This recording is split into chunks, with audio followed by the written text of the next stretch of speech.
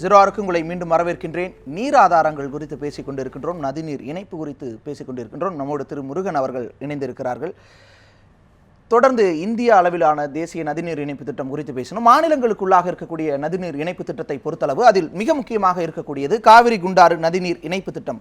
இந்த காவிரி குண்டாறு நதிநீர் இணைப்பு திட்டத்தை பொறுத்தளவு காவிரி, அக்னி ஆறு, தென்வெள்ளாறு, மணிமுத்தாறு, வைகை வழியாக குண்டாறு பகுதிக்கு இந்த நதிநீர் இணைப்பு திட்டம் செயல்படுத்தப்பட இருக்கின்றது.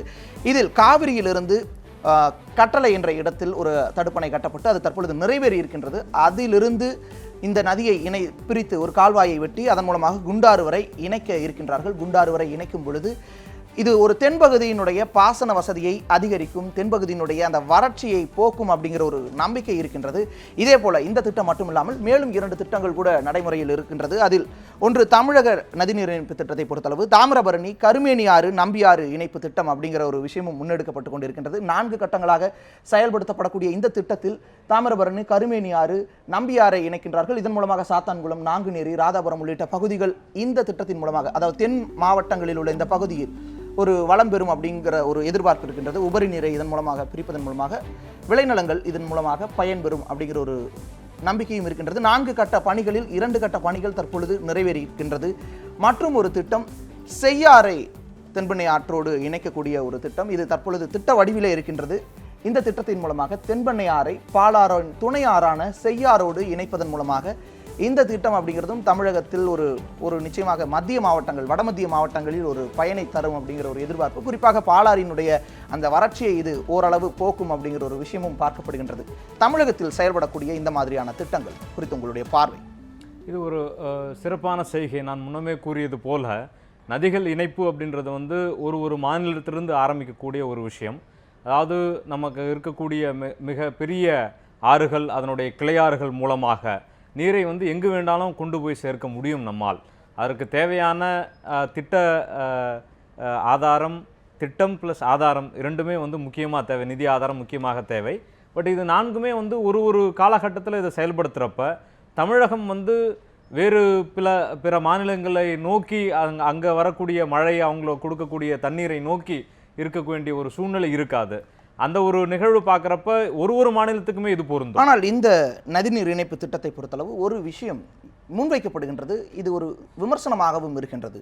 நதிநீர் இணைப்பு திட்டம் என்பது ஒரு பல்லுயிர் சூழலை இது பாதிக்கும் அப்படிங்கிற ஒரு விஷயம் முன்வைக்கப்படுகின்றது. இது குறித்து எமது செய்தியாளர் தமிழரசி அவர்கள் ஓசை அமைப்பினுடைய காளிதாஸ் அவர்களோடு நடத்திய கலந்துரையாடலை இப்போது பார்க்கலாம்.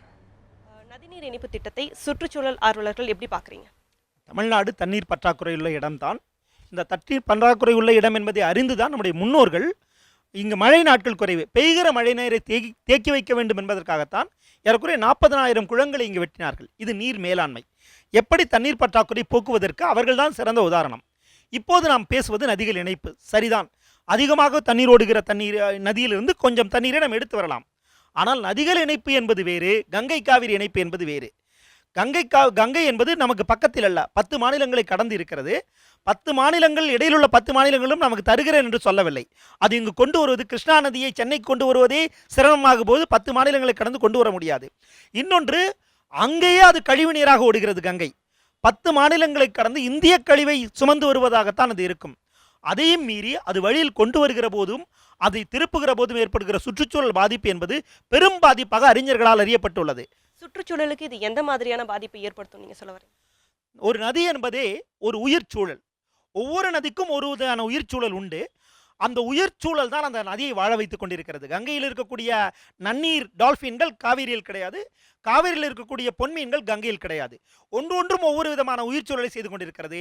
இப்படி ஒன்றிலிருந்து இன்னொரு இடத்துக்கு திசை திருப்புகிற போது அந்த உயிர் சூழல் பாதிப்பு நதியின் பாதிப்பாக அமையும்.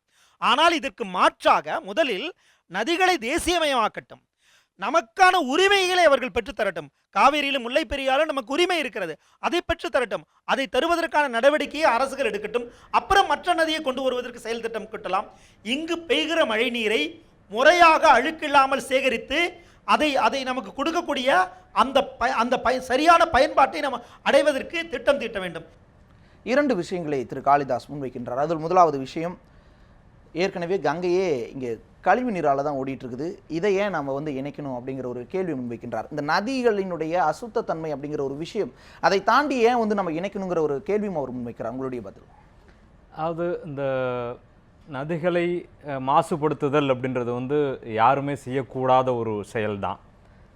அப்படி பார்த்தோம்னா எல்லா நதிகளும் ஏதோ ஒரு நிலையில் வந்து சீர்கேடான ஒரு சூழலில் தான் இருக்குது. இப்போ முக்கியமாக நம்ம பிரதம மந்திரியோட திட்டம் எடுத்திங்கன்னா கங்கை நதியை வந்து சுத்தப்படுத்துதல் அப்படின்ற ஒரு திட்டத்தில் இறங்கியிருக்காங்க. அந்த மாதிரி சுத்தப்படுத்துதல் அப்படின்றது ஒரு நிகழ்வு. அதை வந்து அந்த மாதிரியான மாசுபடக்கூடிய செயல்களை தடுப்பது அப்படின்றது வந்து இனி வர கூடிய காலகட்டங்களில் நம்ம கண்டிப்பாக செய்ய வேண்டிய கட்டாயம் இருக்குது.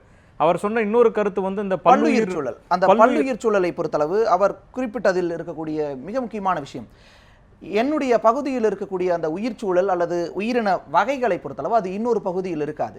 இந்த இணைப்பின் மூலமாக அது கலக்கும், அது ஒருவித பரிமாற்றத்திற்குள்ளாகும். இதன் மூலமாக இந்த சூழ்நிலையே பாதிக்கப்படக்கூடிய வாய்ப்பு இருக்கிறது தானே. அதாவது நம்ம வந்து இந்த ஒரு குறிப்பிட்டு சொல்லணும்னா இந்த நதிநீர் இணைப்பு மூலமாக இப்போ நம்ம நதிநீர் இணைப்பு வந்து வட மாவட்டங்கள் அதாவது வட மாநிலங்கள் இருக்கிற நதிகளை வந்து தென் மாநிலங்களில் இருக்கிற நதியோட நேரடியாக இணைச்சிடல. நம்ம வந்து ஒரு பகுதியாக வந்து அதை உருவாக்குறோம்.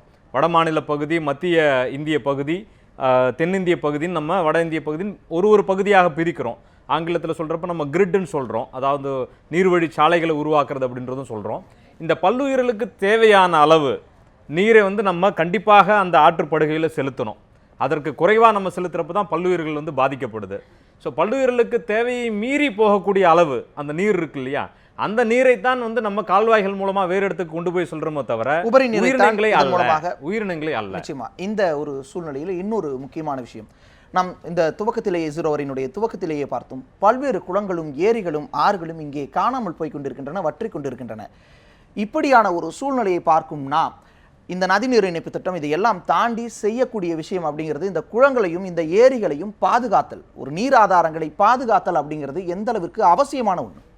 அது நம்ம வேற யார்கிட்டையும் இதை பற்றி கேட்க வேண்டாம். நம்மளுடைய முன்னோர்கள் கல்லணையை கட்டின கரிகால சோழர்லேருந்து எல்லாருமே சொன்ன ஒரு கருத்து என்னன்னா, தமிழர்கள் வந்து விவசாயம் அப்படின்ற ஒரு செயலில் ரொம்ப தொன்று ஈடுபட்டிருக்காங்க. அவங்க ஒரு நல்ல ஒரு பொருள் உள்ள ஒரு கருத்தை சொல்லியிருக்காங்க. வரப்புயர நீர் உயரம், நீர் உயர நெல்லுயரம், நெல்லுயர குடி உயர்வான், குடி உயர கோன் உயர்வான். இப்போ அந்த அரசர்கள் எல்லாமும் வந்து நீர்வழித்தடங்களையும் நீர்நிலைகளையும் மேம்படுத்துவதற்கான முக்கியமான காரணமே அவங்களுக்கு வருவாய் வரணும் அப்படின்னு சொல்லி சொன்னோம்னா, அதை நிலப்பகுதியில் இருக்கக்கூடிய நில மட்டத்திற்கு ஏற்ற மாதிரி நம்ம வரப்புகளை உயர்த்தினாலே நம்மளுடைய நீர்மட்டம் உயரும். அந்த வரப்புகளை உயர்த்தி நீர்மட்டம் உயர்றப்போ வந்து அதில் குடியானவர்கள் வந்து சாகுபடி செஞ்சு அதிகமான மகசூல் பெற முடியும். இதன் தொடர்ச்சியாக தான் இன்றைய காலத்தில் அரசும் உயரும், நாடும் வளம் அப்படிங்கிற ஒரு விஷயத்தை பதிவு செய்தமைக்கு மிக்க நன்றி. அரங்கத்திற்கு வந்து உங்களுடைய கருத்துக்களை எங்களோடு பகிர்ந்து கொண்டமைக்கு மிக்க நன்றி. இந்த விஷயத்தை பொறுத்தளவு நாம் நதிநீர் இணைப்பு என்ற ஒரு தொலைநோக்கு பார்வை, தொலைநோக்கு திட்டத்தை எல்லாம் தாண்டி நம்முடைய குளங்களையும் ஏரிகளையும் நாம் பாதுகாப்பதன் மூலமாக, அதில் நீரை நிரப்புவதன் மூலமாக நாமும் பயன்பெறலாம். வறட்சி காலத்திலும் அது பயன் தரும். அதே நேரத்தில் நிலத்தடி நீர்மட்டத்தையும் அது பாதுகாத்து வைக்கும், அதிகரித்து வைக்கும். நீரை நாம் பாதுகாப்போம், நம்மை நீர் பாதுகாக்கும். மற்றும் ஒரு 0 ஓவரில் சந்திக்கலாம். வணக்கம்.